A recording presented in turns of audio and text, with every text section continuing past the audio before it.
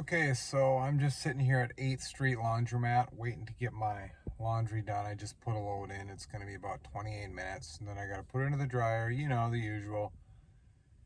So I am on about the third day, I think, of the antibiotics. And it seems to be working. I don't have any pain in my teeth anymore. So I think the plan for my teeth is I will make an appointment tomorrow. And I'll have, like I said before, I'm going to have that back top molar pulled. And then the one right in front of it, I'm going to have a root canal done on that. And I don't know how much money that's going to be, but we'll find out tomorrow, I suppose. That's why I'm going to make a few phone calls.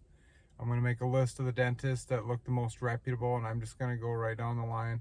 I'll probably just call, maybe I'll just call one if I get a good price, but I should probably call at least 2 or 3 to kind of get them working against each other a little bit. And then I know once I get in there, they're going to try and talk me into a bunch of other stuff. But I'm going in there headstrong. I know what I want. I know what I need to get done. So after this, I think I'm going to go down to my little walking park and do my walk. And yeah, that's where I'm at for today. That's all I have planned. Still waiting for Wanderlust Estate to put out a video. Do it.